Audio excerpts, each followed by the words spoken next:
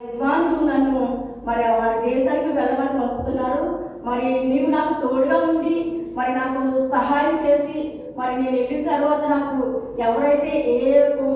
కన్య నాకు ఎదురుగా వచ్చి మరి నా ఒంటిలకు నాకు దాహం ఇస్తారో ఆ చిన్నదే నా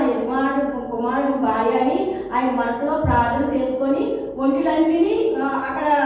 మోకరింపు చేసి ఆయన ప్రార్థన చేసుకున్నప్పుడు ఆ టయానికి మరి ఆ కుమార్తె వచ్చి మరి ఆ దాహం ఇమ్మని అడిగినప్పుడు నీకు దాహం ఇస్తాను, నీ ఒంట్లకి దాహం ఇస్తానని మరి ఎన్ని ఒంట్లన్నిటికీ ఎన్ని నీళ్లు తోడాలండి. మరి అంత మరి ఆ బావిలోకి దిగి మరి ఒంట్లు చాలా నీళ్లు తాగుతాయంట. మరి అంత త్యాగం చేసి మరి ఆ కుమార్తెకి మరి అక్కడ ఎలియాజరు ఏం పెట్టారు, ముక్కుకి కమ్మి పెట్టారు, చేతికి కడియాలు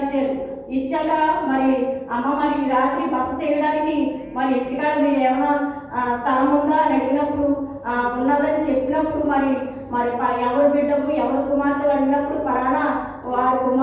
కుమార్తెను నేను అలాగని చెప్పినప్పుడు వారు అక్కడ తీసుకొని వెళ్ళి మరి రాత్రి మరి అబ్రహాం గారి గురించి అక్కడ చెప్పినప్పుడు మరి వారందరూ ఇంట చేర్చుకొని మరి ఆ కుమార్తె విషయంలో మరి అందరూ కూడా మరి అడిగినప్పుడు రిబకా విషయంలో మరి దేవుడు ఎంతగానో మరి సహాయం చేశాడండి. మరి అలాగే మరి దినము మరి ఏంటంటే మరి అన్నా గారి విషయంలో కూడా ఆవిడ కూడా దేవాలయంకి వెళ్ళినప్పుడు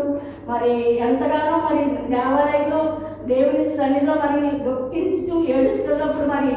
ఆ బిడ్డ చాలా ఏడ్చి కన్నీరు కాచినప్పుడు దేవుడు మరి యాజకుడు కూడా అన్నారు, ఈవిడి తాగేసి మద్దురాలైపోయి ఉన్నది కానీ మనోవేదన కలిగిదై ఉన్నదని అడిగినప్పుడు నేను మనోవేదన కాదు అందరికీ కొద్ది మాటలు దేవుడు దీవించగాక. ఆమేన్.